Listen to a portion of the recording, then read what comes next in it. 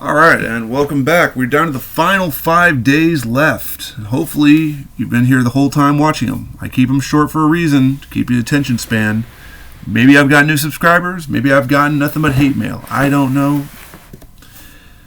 And luckily, I have thick skin and don't care. But I digress. Now, this next person, very controversial. In fact, legend has it that he once got Coco Beware and I think Junkyard Dog almost killed.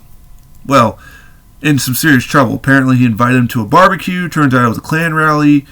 So, seeing this one on eBay, I was surprised someone made him. But, I asked him, I was like, hey, playable? Posable?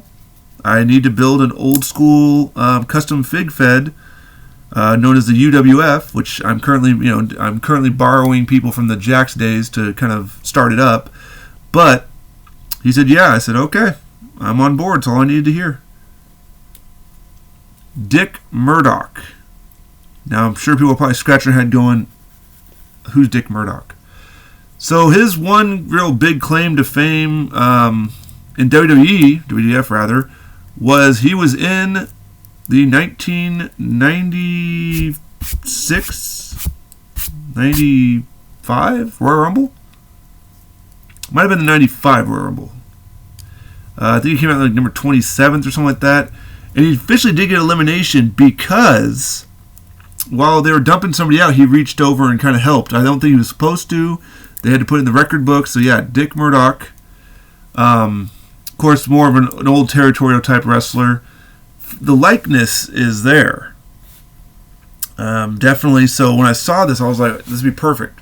He'd be, right now he's going to go over and tour Japan in the IWGP custom brand. But once I get a couple more classic custom guys, which I'm always looking. I saw Jesse Ventura, but unfortunately I just didn't have the funds to do that at the time. Plus they wouldn't respond if it was playable or posable, and I don't need statues. So for now I've got Dick Murdoch, and I think I just added Steve Bellamo, which is basically a jobber, but nonetheless you need jobbers when you have federations, and especially if you're doing territorial type runs. You're not going to have, your Hulk Hogan's over there, that kind of stuff. It's just the way I operate. I like having, I guess, minier brands or independent brands, superstars that never would have got a shot for the belts, getting some territorial championship belts or something like that. So really good, likeness. He wasn't jacked. This is old school days. They weren't jacked. They were just bulky big men. So great figure. I hope. To be hunting out and still finding more people. I did see an Ultimate Magnum TA out there. Of course, I have the Powertown version, so I'm thinking, do I get the Elite version and just still off the Powertown version? With the rate Powertown's going, I might do that because I thought they'd have a Series 2 out by now or do something, but they've just gone quiet. Radio silence. So, this is about Dick Murdoch. Will he maybe get a Powertown? I don't think we're seeing more Powertown. He might, the best I think we're going to see of him ever would probably be like one of those hero wrestling or whatever they're called.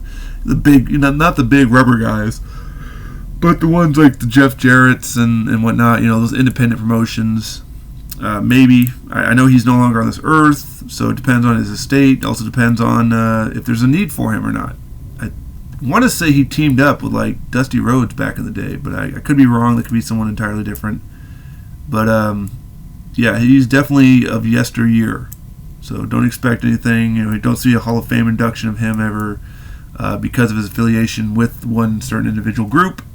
So Dick Murdoch, just random, and I think I got him for a good deal as well. I forget, but pretty impressed with it. I'm hoping the person has more old school guys like that.